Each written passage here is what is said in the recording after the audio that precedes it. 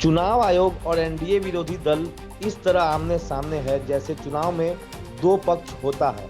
चुनाव आयोग में पहले दौर में 7 लाख मतदाताओं के नाम काटे, दूसरे में 6 लाख, अब चौथी सूची आ गई है। चुनाव सुधारों के बाद चुनाव आयोग की ताकत बढ़ी है।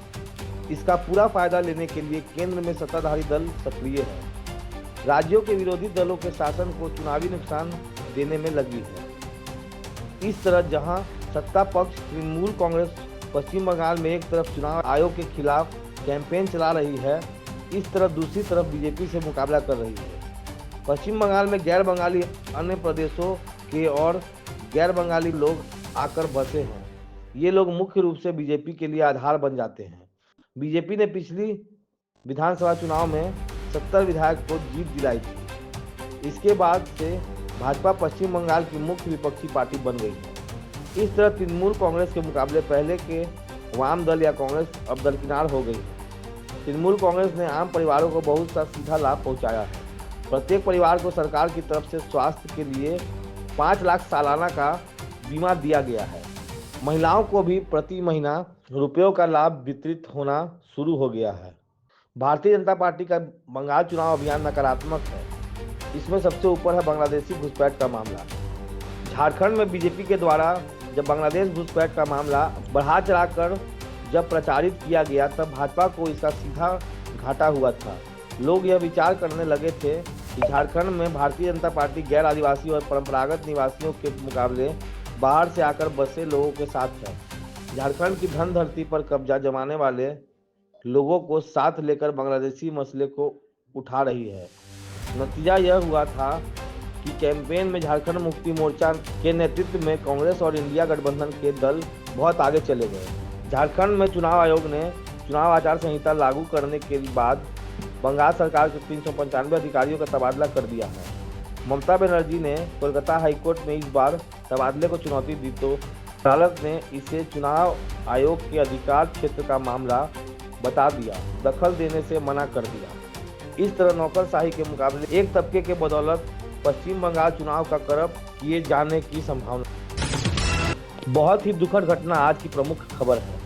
नालंदा में शीतला माता मंदिर में भगदड़ की वजह से 9 लोगों के मौत की खबर आई है। इस भगदड़ में प्रति सप्ताह काफी संख्या में लोग जुटान होता था। बड़ी संख्या में आ रहे लोगों की संख्या चैत्र महीने के आखिरी मंगलवार को बहुत बढ़ गई। राज्य में भगदड़ से मौत के बचाव के लिए आपदा प्रबंधन विभाग से लेकर मजिस्ट्रेट तथा पुलिस होती है। ये संभावित जन जमाव के मौके पर बहाल किया जाता है, परंतु लोगों के जुटने के मैनेजमेंट के प्रति पूरा तंत्र बहुत लापरवाह रहता है। राज्य सरकार ने प्रत्येक मृतक श्रद्धालु के आश्रित लोगों के लिए 6 लाख के मुआवजा की घोषणा की है। इसके साथ साथ भाजपा अध्यक्ष नितिन नवीन ने घोषणा की है कि प्रत्येक को प्रधानमंत्री से 2 लाख की दर से अनुदान राशि दी जाएगी। विपक्ष के लिए यह रूटीन बयानबाजी का मसला बनकर रह जाएगा। प्रशासन तंत्र की गंभीर लापरवाही पर से लोगों का ध्यान हट जाएगा। आज तो एक दुखद घटना नालंदा जिले के दीपनगर प्रखंड के मगड़ा गांव के शीतला मंदिर में घटी है।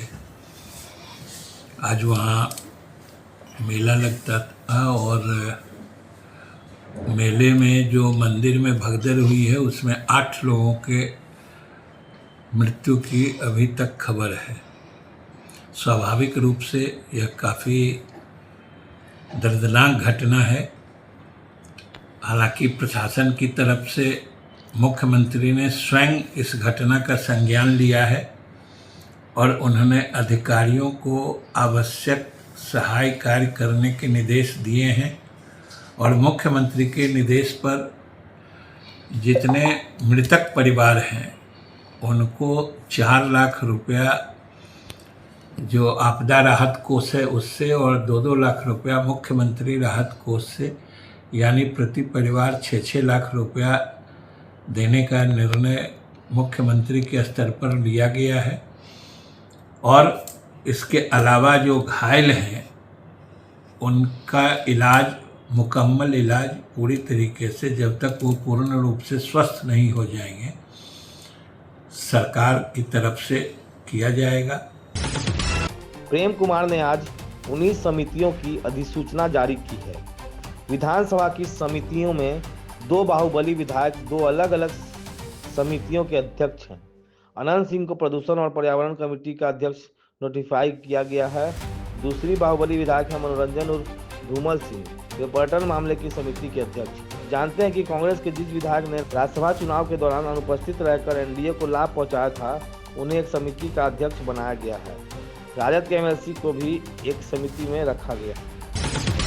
अहमदाबाद हाईकोर्ट ने एक रोचक फैसला देते हुए कहा है कि पति की मृत्यु के बाद महिला अपने ससुर से गुजारा भत्ता की मांग कर सकती है।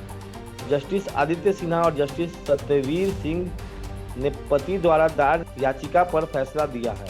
अरविंद ने अपनी पत्नी के लिए कोर्ट से फैसला चाहा था कि उनकी पत्नी गुजारा भत्ता की हकदार नहीं है। कोर्ट ने खारिज कर दिया कि उनकी पत्नी अन्यत्र नौकरी करती है और उनके खाते में पैसा है। इस खबर को लाइव लॉ ने विश्लेषित कर प्रस्तुत किया है। कोर्ट ने कहा कि यह साबित करना पति का काम है और वह साबित नहीं कर पाए। अहमदाबाद के फैसले में ऑब्जर्व किया गया है कि महिला के खाते में पैसा उसे महिला के पिता द्वारा दिया हुआ है।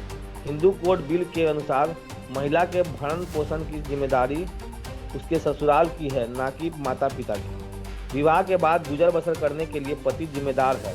हिंदू दत्तक ग्रहण भरण पोषण कानून 1956 की धारा 1920 आधार पर अदालत ने फैसला दिया है कि महिला पति की मृत्यु के बाद ससुर से भी गुजारा भत्ता की मांग कर सकती है।